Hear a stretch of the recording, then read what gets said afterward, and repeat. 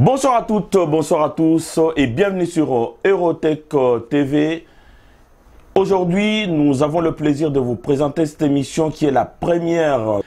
Et pour présenter le thème d'aujourd'hui qui est comme au temps deux apôtres, j'ai avec moi Pasteur Daclo. Bonjour Pasteur. Bonjour bien-aimé Jean-Paul. Alors un grand plaisir de vous voir à mes côtés aujourd'hui, puisque je vous ai toujours vu sur la chair, mais aujourd'hui à mes côtés c'est un grand plaisir. Bonjour prophète Gloria. Bonjour Papa Jean-Paul. Alors un grand plaisir aussi, hein, homme de Dieu, parce que j'ai l'habitude, on a l'habitude de filmer hein, chez vous, mais bon aujourd'hui vous êtes sur le plateau, c'est vraiment un plaisir partagé. Voilà. Bandeko Balandia Eurotech TV Tozali Awa pour la au Italie, gens, les passeurs fait ça, mais la plupart du temps il y en a qui font sourd d'oreille et l'église est vide. C'est simplement puisque on a l'impression que le pasteur n'écoute pas ce qu'on lui dit. Est-ce qu'il vous arrive de faire un examen de conscience pour savoir si vous marchez dans... sont dans la Bible. Ouais. Des bons critiques sont dans la Bible. Dieu a critiqué les hommes de Dieu. Dieu a critiqué ses serviteurs. La prophétie a critiqué. Donc il faut lire la Bible. Tout ce qui revient dans le monde n'est pas du nouveau. Tout est dans la Bible. Quand tu vas lire le livre de l'Apocalypse, donc à partir du deuxième verset, et tu verras comment Dieu parle aux églises. Il réprimande les églises. Donc c'est la même chose qui arrive à notre temps aujourd'hui. Si on parle de la prostitution à l'église, et l'Obama déjà n'a qu'à la Bible. Si on parle de manque d'amour, si l'apôtre Paul vient nous parler de l'hospitalité, aujourd'hui tout le monde est dans l'église. Et ça est loko ya sikate, et ça est loko ya kala. En réalité, c'est vrai. Un bon serviteur de Dieu, tant azoyo kango, azozonga na Bible, akutipe na Bible, kuna pe balobeli yango, soki aza appelé, bien aimé, azonga na sima, aluka a réparé. Mais kozala ko vide ya église n'est pas seulement la faute des pasteurs. Ezana batu musuba ya, mais baza appelé te. Baza qui appelé, mais peut-être baza élité. Donc bako zonga na bango na mokili. C'est normal, mais nous faisons que l'œuvre du maître, tout ça le kola, ba oyo maître tinda ki na ba koyanzela, ba belle la pona fête ya mokonzi, pona noce ya mokonzi. Tozo benga tout le monde baya, mais misusu ba koyata msusu ba ozane lamba fêtité. Ce jour-là ba obenga na bango. Misusu pe bien aimé dans le Seigneur, baza o ba pesa qui raison dans la Bible. Que ngai na oyano kite pona obokola nanu bibwela tata, nga na uti ko bala. Ebele ba autobala, ebele ba obokola na bilwela papa, ebele ba olia nanu. La réponse na bango yangwana. Donc inquiété o te papa, so que zaki manque biso basali, to vendre le loko wana nga na osala pasteur te. Na okende kop nanga. Alors bandeko balandina kanisi vraiment to kene malembe na suka ya temps on a biso puisque na ebi très bien que l'émission lelo ezaki juste une intro. Ezaki introduction pour na weba été Pasteur Daclo Arozana Bino Awa chaque semaine pour nous porter Bino un coup Lilo Banzambe, un coup une émission pour répondre à vos questions justement. Ce que Monique Ozalina Motuna Songolo, qu'on fait dans la carte thématique, puisqu'il a dit très bien que Bolanda Biso n'a pas mis émission et belé, et puis Bolanda n'a pas émission et belé. Oyo Monique na émission na musuto loba kité. Poser ma question na ba passer au bazana o esika bazali ba passer bazana l'église minene bazali ba yebi ba problème na bino nyonso même conseil papa Jean-Paul. Voilà, même conseil nous en avons besoin. Voilà exactement. Donc c'est-à-dire que soko moni mabe moko boye ezali siko sambelaka ezali isika olongwa pona raison songolo comment faire na ndako poser question okozwa biano si tout bossa là-bas voice, bossa la voice, pour encourager Batumsusu, oyo batika, nzela nzambe, pour nzela mukili. Nzela mukili, ezali nzela kufa. Donc on a aussi pasteur Agozala, oyo abando apporter bino parole de Dieu, et puis pasteur Mususu, yé Agozala présentateur, pasteur Gloria, donc qui est aussi prophète. Donc à Ozala Awa pour la présentation, il y a émission Oyo. Il y a parole, c'est un bon parleur. Oui, c'est un très bon parleur. Bolandindenga bandi Awa. Ngana kanisa yikutu azola la nazola musaye alors qu'il n'avait été que yekutu azolo hein likolo. Le problème thème Oyo, c'est vraiment thème mon église, c'est vraiment besoin. Parce que au moment Yesu quand apesi ba apôtre mission. Et là quoi liboso, il a fallu Yesu moko. Na otanga na micro expliquer. Jésus pour to kende vraiment bango. Faut expliquer. Voilà. Parce que au moins dit comme au temps des apôtres. Elle a li batu ba me comprendre les thèmes. Donc makambo yo et salamaki natan ya ba apôtre. Donc c'est possible que natan na biso et salama. Il y a un peu bandimbazo zela et possibilité wana et s'installer vraiment dans la église voilà. Oui, parce que né to lo baboy. Au moins dit marambi que ont passé na ba réseaux sociaux. Na la pour critiquer hein. Au moins dit lelo s'occuper Pierre azaki na tan na biso. Au moins dit ba pasteur on finga Pierre. Ce qu'on a ba Pierre Facebook ezalaite. YouTube peut ezalaite. Si Koyo doit comprendre les 5 ministères. Bible Dieu a établi les 5 ministères pour la perfection. Même au monte papa, au monde pasteur was parfait. Impossible. Même si ngam noto na parfait. Même si papa d'Aclo was parfait. Donc tout être humain a un défaut. Mais tout ça on a été pour soutenir mission au apesa bango. Va porter bonne nouvelle. Nouvelle, il y a royaume. Dans la PC mission moko, va porter bonne nouvelle, il y a royaume. C'est ce qu'on a. Ok, d'accord. Alors, papa, thème oyonde na otoloba, ezali quand même poids makasi, puisque comparativement à Oyo, ezole kanakata mangomba, en particulier dans Mangoma Nabiso Yaba Congolais, je pense que on ne trouve plus la prière, on ne trouve pas la vie qu'avaient les apôtres à l'époque. Est-ce que on peut parler de la vie chrétienne dans les églises de Dieu aujourd'hui? Ok, bien-aimé Jean-Pouy, et loko Yamutouya, na kolingaka un jour soki olingi o solola nanga naza pasteur d'Aclo d'origine naza congolais et na bandi église na mboka ya Congo et na yebi musala nini église ya Congo esali na monde pratiquement na Afrique mais mingi biso ba congolais lokwa tuza na kati ya Congo to mona net mabe ya église ezaka na kati ya Congo. Yango tango pesa exemple boloba église ya biso ba congolais mais en réalité soko ke na Cameroun to au milieu ba camerounais ba ivoirien okuta poto eza na kati ba église okuta immaturité makasi eza na kati na lobinde ngona parce que église ba congolais ndenga na ebi malamu. Il y a des Camerounais qui ont daté, voilà, justement. L'église, il y a des Congolais. Voilà. Net église à Mabé, où il y a des problèmes de Congolais. On a moins de maillot, exacté. Tous ont na question na biso. Bien aimé, tous ont parlé sur l'église universelle. Tous ont parlé en réalité sur l'église. L'église est passée par moment ébélé. Depuis le temps des apôtres, na ta tous en a katia pour vivre.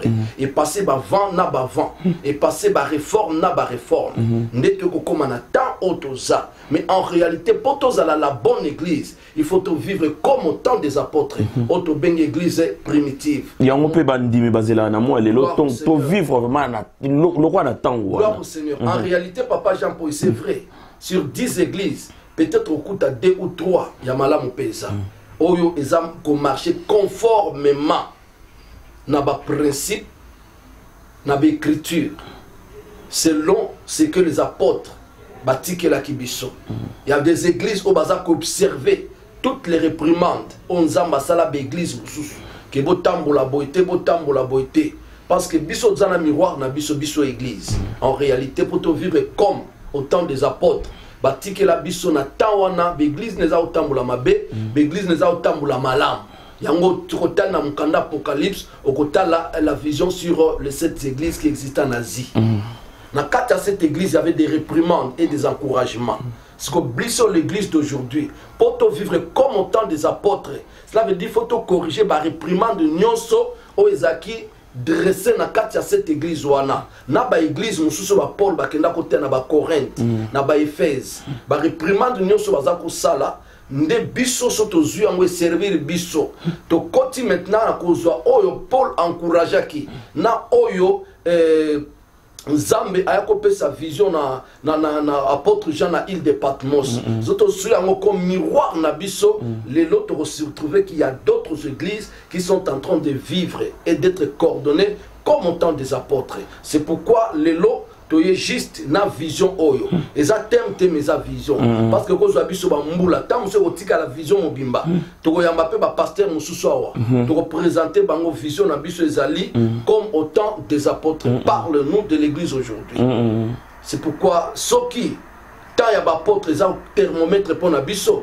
Biso toza ko se mesurer na église oyo tant apôtre. Ce qui tant apôtre ils a balance pour na biso na temps oyo, biso toza ko se mesurer par rapport il y a église, il y a tant ya apôtre. Ce qui tant ya apôtre pour na biso ça la boussole. Pour to landango, toza ko mesurer par rapport il y a église ezaki au temps des apôtres. Biso tozo ba awa to sape ko se mesurer bandeko ba olanda biso so ba basali nzambe ba otala l'église na bango par rapport à makambo to ko fungula awa ba ko se mesurer ce qui moyen ezali ba se corriger ba se conformer parce que Bible zoloba ne vous ne vous conformez pas au siècle présent, mais soyez transformés par le renouvellement de l'intelligence. Donc, ceux qui m'ont attali l'église, attali enseignement d'apôtres, bien aimé, des places de Vandeli. Il y a un zonga comme au temps des apôtres. Donc, c'est toute une vision, papa. Alors, papa, on dit vraiment que l'élo église, dengue papa lobin, église universelle, bakuki penza ko zonga vraiment nakati, il y a makomi pour vivre tant il y a apôtres. Merci, papa Jean-Paul. Avant que l'imbola, nalingaki nazonga momuke sima mobateli révérend pasteur Daclo à lobi malam parce que naromeka otanga momuke naromeka ko expliquer après sa résurrection Jésus-Christ a confié les mandats missionnaires à ses disciples et plus largement à tous les disciples. Allez, fait de toutes les nations des disciples. Donc, ba apôtre bazoeka mission moko. Bo kende partout. Bo sala batu nyonso ba yekolanga. Na koloba lelo église eza ko accomplir mission ba apôtre. Bo kende partout, bo sala batu ba yekolanga. Tout comme nga naza pasteur lelo, pasteur Daclo aza pasteur. Pasteur Daclo avaye ba pasteur. Eza na pasteur moko te ki. Avant pasteur wana comme pasteur, ça na pasteur wana te qui. Donc c'est-à-dire ba apôtre, ba sali ba accomplir mission na bango et après bango nzamba choisi génération comme dans l'ancienne alliance toroba nzamba n'a utilisé des prophètes à la fois. Donc prophète Moussa Lungwe, prophète Moussa Ye. Donc pour na ko répondre à question, na ko yebisayo église ezako accomplir mission nango. Et ba sai na da bazoko accomplir mission na bango. Donc beaucoup ça batunyo so baye kolanga Matthieu 28 19. Donc c'est le même aux autres malelo. Alors papa nangina yeba ce qui réellement ndenge papa otikoloba que bino bosani musala na bino. Mais pourquoi les lots tozomona batu oyo bino boteyaki il y a quelques années, il y a quelques mois, il y a quelques semaines batu tuana balongwaki nzela masanga balongwaki nzela ekobo mais batu tuana tant bamoni oyo le kana kata mama ngomba batu wana bazongela misala sana na bango ya kala mingi bafani na ndako na mwa lelo eloko nini ko sala voilà c'est ko lobelo ko boko lelo bat bazako sosola yango te. Donc à travers ces mandats, à travers mandat, parce que mandat est où tu pas parce que tu as une élection mukili et tu as une élection d'âme. Donc, quand la ministre yandam, donc ils ont mandat où tu pas d'âme. Ils ont mandat où est-ce la raté. Est-ce qu'on dit que et on dit vraiment que nyoso au bazana bazo kamba bitonga bazali na mandat nzambe. Oh papa, il faut comprendre. D'abord, tu as une vocation. Là, tu as une vocation. Oui. Tu as une vocation générale et tu as une vocation spécifique. Or, vocation générale, c'est pour tout le monde. Moutako Benga a commis choriste, a commis modérateur, a commis intercesseur, a commis interprète protocole. On a une vocation, appel général. Mais appel spécifique, est une élection. Donc élection na bazaka éli non par peuple. Bazaka éli non par diacre. Parce que diacre a un ministre de l'église locale. Donc tout comme pasteur, à mon frère vraiment azoko mérité cause à la diacre par rapport au comportement. Par rapport à ministère là, il y a ce ministère. D'abord, quand on parle ministère, on a la terre ministerium qui veut dire charge, responsabilité et service. Donc mutu oyo azui ministère, donc c'est-à-dire à l'équipe élection d'âme. Nzambe sa ponaye. Yango mona na Jérémie chapitre 1, Nzambe na Jérémie avant obotama. Nzambe na yeba kiyo et na consacra kiyo comme si un prophète. Donc ngai nazo croire que mutu oyo azui appel spécifique mutu oyo abengami na nzambe azawana pona kosala volonté ya nzambe, donc a reçu mandat pa nzambe. Donc à travers mandat oyo batu na nzambe bazui, à travers ces mandats missionnaires, le but de Christ est de former l'église. Donc mandat wana pour former l'église. Mais n'oubliez pas, il y a deux églises. Il y a l'église universelle et l'église locale. Ah, mais écoutez, quand Samuel a oindre Saoul, a dit si Saoul, quand on commence à Gebéa, Gebéa côté le matin, Gebéa, c'est le monstre de l'église locale. Or, bon, parler biso na Jean 5, piscine à Bethesda. Piscine à Bethesda, c'est le monstre de l'église. Pourquoi c'est le monstre de l'église? Parce que là, il y a 5 portiques. Quand on parle de 5 portiques, doctrinalement, qui se présente le 5 ministères. La Bible dit, Église, Dieu a établi le 5 ministères pour la perfection de l'église. Donc, pour nous remettre l'église vers la perfection. Mais balobi non ministère est parfait. Mais balobi pour mettre l'église vers la perfection. Donc, à travers ces mandats, donc, de former disciples peut former église locale. Or, na Gebéa, pourquoi Saoul a télématé? Parce que les Philistins ba télémaki na Gebéa. Or, ils ont montagne et centre. Donc, quand on était une église, ceux qui frappaient raillé. Quand on était une église, ceux qui melidro gaillé. Et c'est église locale. Comme nous, c'est pas Kotaki. Mais le problème, l'église au Christ a besoin, où il y a Pessi, Thomas, mission, c'est l'église universelle. Christ a quoi qu'on lève l'église locale? À quoi qu'on lève l'église locale? Parce qu'à l'objet, désormais, na kofanda na ndako ngamo na tongite. Tant aux loba, ngamo na tongi. Est-ce que boyebi nzoto na bino? Eza temple ya molimo nanga. Quand est-ce que mutakomaka église universelle? Eza après savoir qu'on recevoir Christ Jésus comme Seigneur et Sauveur, Dieu le Père, Dieu le Fils, Dieu le Saint-Esprit, bazune zoto mutuana, ba commission demeure na bango. Donc Nzambe tata a commis ko demeurer katamutu. Donc église au Christ a quoi enlever, c'est l'église universelle, non l'église locale. Donc Nzambe a établi biso basai na poto préparé poto kende ko sala batu nyonso ba disciple na biso te mais ba disciple ya Christ.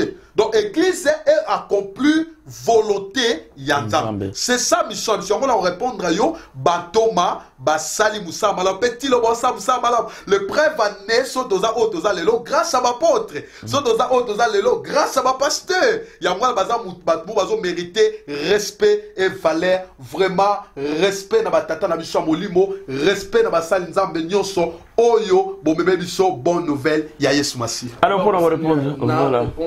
Na papa merci parce que na kimisi yangote mutune zaki boye po na nini kasi soki bozo sa musala malamu. Voilà. Si réellement vous êtes en train de travailler, si réellement vous êtes sur les pas des apôtres, pourquoi aujourd'hui nous trouvons qu'il y a des gens qui viennent à l'église et le lendemain ils retournent encore dans le voilà. Ils avaient abandonné l'alcool, ils sont retournés encore dans l'alcool. Voilà. Oui, bien aimé, c'est biblique. Puisque pour parler de l'église, excusez-moi, pour parler de l'église universelle, il faut commencer par les locales. Oui. Puisque si le local n'est pas stable, je vois très mal comment on peut stabiliser une église universelle. À part local, Papa Jean Paul, n'oubliez pas l'église individuelle qui est le corps de l'homme. Parce que nous avons 3 dimensions de l'église. L'église, corps de l'homme, qui est l'habitation de Dieu, et l'église locale, qui est une famille chrétienne, et l'église universelle, qui sont tous les chrétiens qui croient en esprit et en vérité, qui adorent en esprit et en vérité. Voilà, tous les 3 dimensions de l'église doivent vivre selon la parole de Dieu. Mais votre question est quoi? Pourquoi aujourd'hui nous trouvons qu'il y a des gens hier qui sont retournés, ils sont retournés dans le monde? Papa, c'est biblique. C'est biblique parce qu'un jour, Jésus avait multiplié le pain. La Bible dit qu'il y avait 5000 hommes, sans compter les femmes. Et les enfants. Et les enfants. Or, aujourd'hui, si tu viens dans mon église, tu trouveras que peut-être il y a 80 femmes et il y a seulement 20 hommes. Donc cela veut dire que, qu'est-ce que je peux dire, 80% des femmes et 20% d'hommes. Si ce jour-là, il n'y avait que 5000 hommes, s'il faut compter les femmes, combien ils seraient? Et s'il faut compter les enfants, combien ils devraient être? Mais le deuxième jour, quand ils sont revenus, Jésus leur dit, aujourd'hui, celui qui veut me suivre, qu'il mange ma chair et boit mon sang. Il trouve que la parole est dure. N'est-ce pas, ils avaient reculé. Hier, ils étaient là, mais le lendemain, ils avaient reculé. Cela veut dire dans le domaine, il y a la foi, il y a ce qu'on appelle le naufrage de foi. Quelqu'un peut faire naufrage de foi. Si la grâce de Dieu les ramène encore, demain vous les reverrez encore à l'église. Il y a aussi l'abandon de foi. Ça existe aussi. Il y a aussi l'abandon de foi. Beaucoup étaient derrière Christ, mais un jour, ils avaient abandonné Jésus, ils avaient fui. Donc ce n'est pas quelque chose d'aujourd'hui. Aujourd'hui, nous voyons beaucoup de choses qui frappent à nos yeux parce que l'Église a grandi et le monde est peuplé. Et alors, s'il faut compter combien de gens qui sont reculés en arrière, nous pouvons trouver qu'il y a des milliers et des milliers. Même à l'époque du Seigneur Jésus, même à notre temps bien-aimé. Et c'est pourquoi il faut savoir aussi que dans l'Église, nous avons livré et les blés. À des fois, nous nous retrouvons avec les livrets et les blés. Les blés va persévérer jusqu'à la fin, mais l'ivraie ne va pas supporter le feu. C'est pourquoi vous allez trouver qu'il y a beaucoup qui retournent dans le monde. Ils ne sont pas prédestinés à Makambouana. Est-ce que vous arrivez de faire un examen de conscience pour dire, bon, voilà, les critiques qui émanent du peuple, donc des fidèles, me concernent réellement et je me retrouve dedans? Puisque par moment, on vous dit, le pasteur il ne dit pas bonjour aux gens, le pasteur ne visite pas les gens, le pasteur n'appelle pas... Là, comme au temps des apôtres. N'oubliez pas, Bible lobby, natangu ya bapôtre. Nzamba sama babineleti. Au moins, baboué sama natangu ya bapôtre. Sore sama natangu ya biso babango za magie. On peut sonner cet exemple. Pierre a quelle mission? Baye koye bise Dorcas akufi. Balobi Pierre, yo, oza awa. Dorcas a koufa, Pierre a dit Dorcas a Pierre a ké, nanda kwa pisika Dorcas bata qui a bondé Dorcas a sekou. C'est la magie. Non, magie, non, pasteur wana azande na, mais il va que mingi pe salamaka, et salami une fois, beaucoup moins qu'un déboyé. Alors, le problème, l'élo, oyo bandimbalo ba izande nini batikali komona koka mokote au passer wa tambusa atikala na bomo yo bazo mone pe na babala boy mais loko wana ezala ni c'est quoi problème les années ozo na papa tala on va dire comme au temps des apôtres hein tozo talisa au temps des apôtres bazo mona batu o batambola oyo baloba oyo bazo abota batikala na mukili. Mais pourquoi ta ya lelo to mona bato wana te natan na biso marabozo sala ma grave maboy sa ma binene papa Jean-Paul inde oh non mon côté maboy sa ma binene au moins non plus cet exemple ndongo la lola muki ya miracle si eza miracle toujours ba miracle ya muto atamboli te ba miracle c'est belé batambola papa tout la reine basi babota kate babota papa au moins tant au temps des apôtres hein donc tant ya Yesu oyo abongwanité.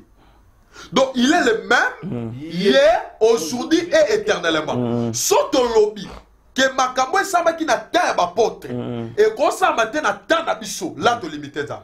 Donc ça même limitera été. Et ça lobby quand un enfant nous est né, un fils nous a donné que la supériorité reposera sur son épaule, on l'appellera admirable. Donc ça même ba diminué. donc na temps apôtre nini eleka Bible lobi Pierre na sa ba oke na temple ba moni paralytique asengi bango mbongo o batali babi noto na en réalité Pierre ba roza nga mbongo te parce que ba yeba kendaka na présence en Nzambe ba boko pamba te sikoyo babi o to na ngoza Jésus au nom de Jésus lève-toi et marche. Oh papa paralytique à tambolite comme au temps des apôtres, on dit de quoi Zolanda Bisso. N'est-ce pas cancer bongo, ça va Bible bixaye. Oh, tala, on dit de quoi Zolanda Bisso. N'est-ce pas Zolanda Bisso, on a bixaye parce qu'on a l'autre. On dit hier son oteya. Ah bon, on dit il est le même hier, aujourd'hui et éternellement. Maman dans le Bible. Hier son lobini. Voici le miracle qui accompagneront ceux qui auront parce que après ça qui m'apporte mandat. Au moins de toi, tu as un mandat. Comme au temps des apôtres. Donc, mon kende, bon sala batu nyoso, ba disciple nanga. Mais, bon ta babeli maboko, babeli maobika. Bon délivrer bakangani. Donc, tu as un mandat moko. Abi, je vous ai donné l'autorité de marcher sur les scorpions. Donc, à confirmer par la Bichabi, voici le miracle qui accompagneront ceux qui auront à mon nom. Donc, quel est Kolobanini? Un enfant de Dieu, un chrétien né de nouveau, à cause de la derrière miracle était. Mais miracle fait la derrière. Au moment de l'Obabou, ce qui aucun en Suisse, miracle accompagné la Suisse. Aucun Belgique, miracle accompagné la Belgique. Yo kuta miracle kuna te. Yo kuta mo. Mais c'était son eu que non Jimmy Schwagar, je sais pas moi. Yo aza quelque part na ke ko prier. Nzoka nde wana foi na yo kati na yo. Nzoka ndo zala miracle na yo na kati na yo. Yo zoluka un élément de donc soki campagne évangélisation bazo bikisa batu ngala landa te miracle nde fe landa ngai. Yo ndo zala miracle na yo. Donc sikona sa natika landa. Na ko luka élément déclencheur. Ah d'accord. OK, na peso exemple moko. Na vandi un jeudi na zo gêner na mboka Luanda. Na bureau nanga. Na yo kangre singeleli mama moko zo benga nga lobi papa mwana nanga akufi. Na bi nzambe. Otozongi na tango Bible. Na tango Bible. Wana foi ici. Foi ya passer ici. Na lobi foi matasikoyo. Ah bon? Oui. Bobanga atesta ba ibso likamona na monde. Non ba mettre devant un fait accompli. Papa. Na biso kinzamba benganga lelonde. Il faut yebana. Voilà. Lelo il faut yebana. Doute moko ata ya mukete za. Na bima na ndaku nanga. Na bina ke musala. Musala ngona yako te ya te. Na bi journée nanga je dis journée à concentration. Eza la journée à prière. Na bimi na ndaku na lelo côté na mele lo côté. Na ye na bureau na nga na 8h na kati ndaku na obondela 9h 10h singa eleli. Na zanga moko na nzambe. Mutu azate témoin aza te. Nga mona nzambe siko na banga. Na kima na okima pa na ya nani. Na bi oke nzambe siko nga na yo tozanga na yo. To bandi siko discussion na batuana. Il fallait nzamba tracer lenga schéma miracle. Amen. Amen. Parce que des fois, il y a mais biso peut-être to bossani schéma, il y a miracle. Parce que chaque dimension, chaque likambu, il y a un schéma prophétique na ngo. Soko landi schéma prophétique wana makamona musakola olubango un jour. Soko landi schéma prophétique, nde okuta na miracle. Lelo peut-être tuzana ba raté belé na l'église. Ozoka tamsu mutaye azongi, mais peut-être il y a un problème, il y a schéma prophétique.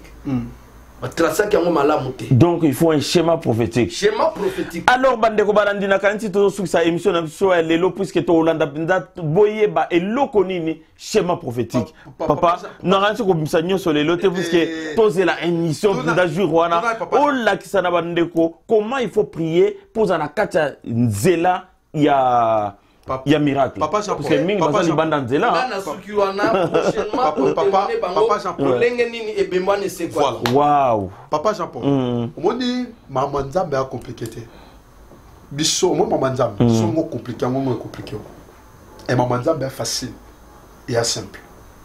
Et ça simple wana kozala et kozala mbala sika mbala sima puisque mais vraiment 30 secondes. T'es naebi naebi na zozela naebi ke na ozwa te mama bolimbisa eza question ya temps ba émission tozo sala yo na télévision toza juste na 45 minutes na télévision sinon te ozala libanda donc voilà mama sikoyo asili pourquoi abi non faut-il qu'un prophète a libéré oh ya linga loba malgré temps mais peut c'est à 30 secondes na lina betsa mama libakute voilà et là on est salam au monde lelo bana nzambe belé bakomi fatigué au monde na loba boy musuku ta lapa na mi question Christin mais belé mususu pe alobi na minute boka net batola ta cravate alobi o singa aloba problème était au monde mambo et ça ameli et ça la bela pe Saoul alléluia au moins ça devant la dabiso ba comme fatigué parce que ba yoka ba pasteur en derrière nous kanda na ba pasteur déjà ne bo fani ba na colère au ça si on dit ce qu'on n'a pas pour la table moli mon nzamba abija okiro luka bango susu wapi voilà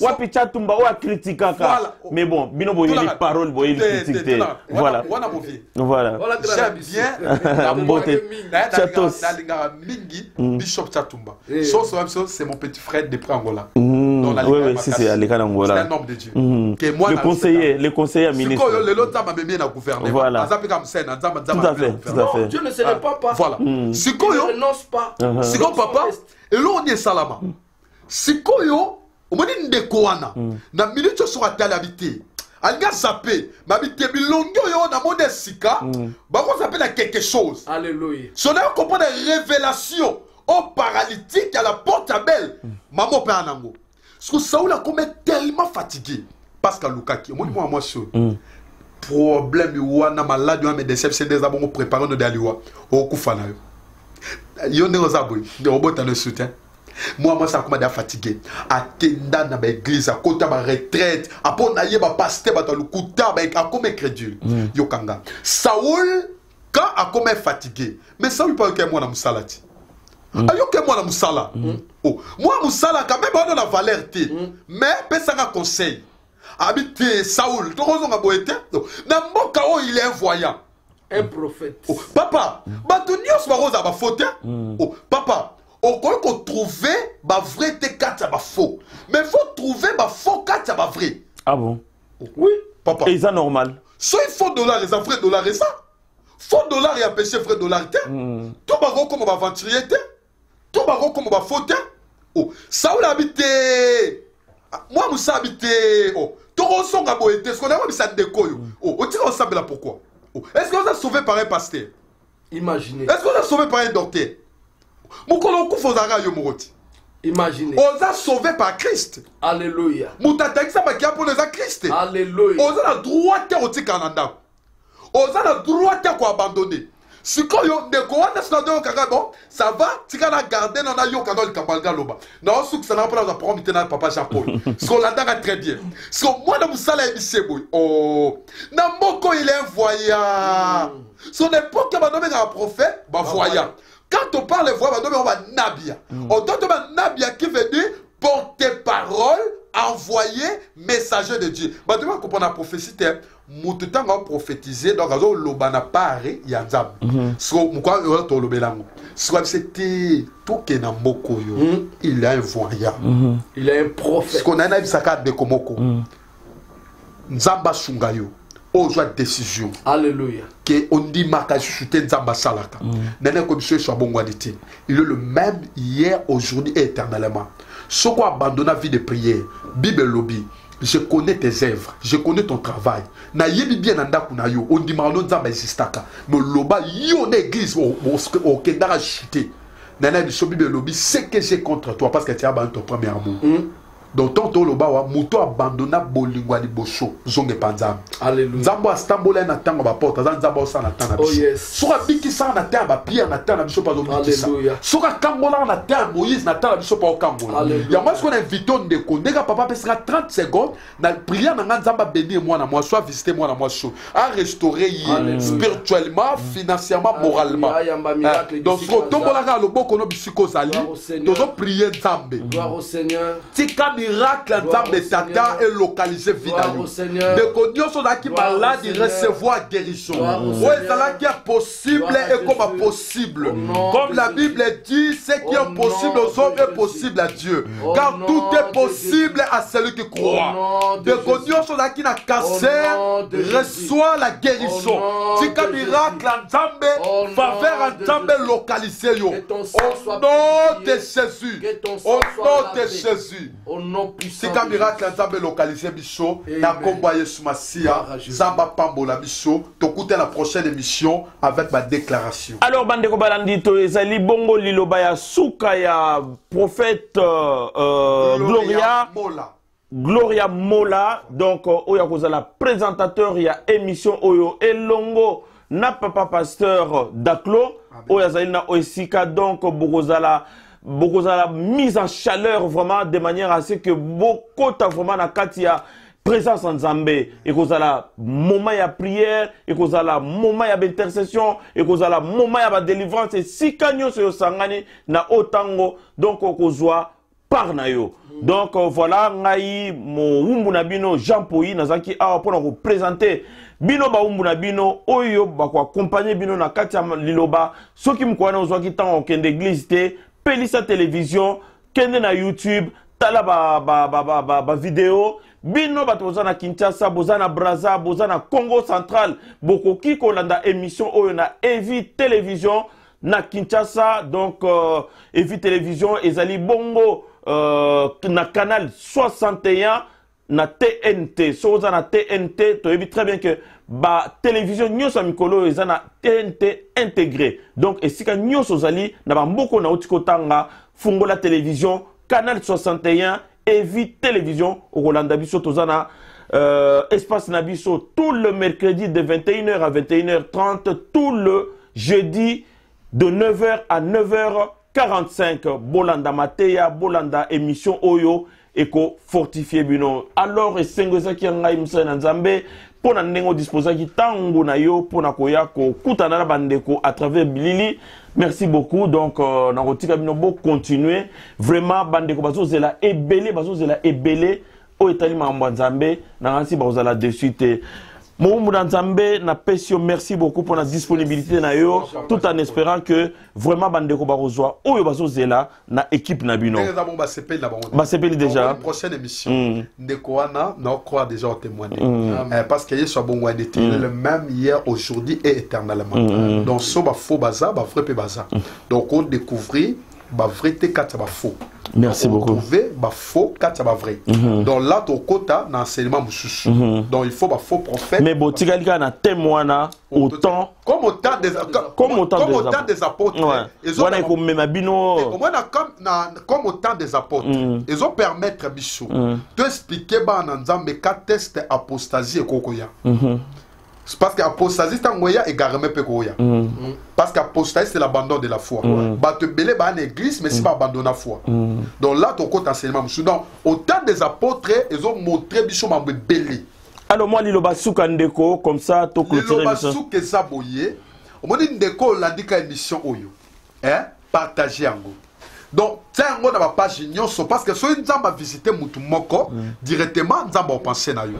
Donc rendez-vous la prochaine émission parce que mardi au Zoya pour l'obligation à Babine. Alors moi le souka pasteur Daklo. Vraiment na pamboli nzambe na epsin de konyoso wa kolanda émission oyo okopambo mananzile émission oyo bien-aimé dans le Seigneur yeba pe ko pambola nzela o babengi erote ko epesi biso makoki ya kokota na kati ya ndaku na bino like bien-aimé abonné pour que vraiment et basusu komata na pamboli nzambe na pesi mbote epa ya basantu nyonso na kombo de Christ. Amen. Merci beaucoup et à très bientôt sur Eurotech TV.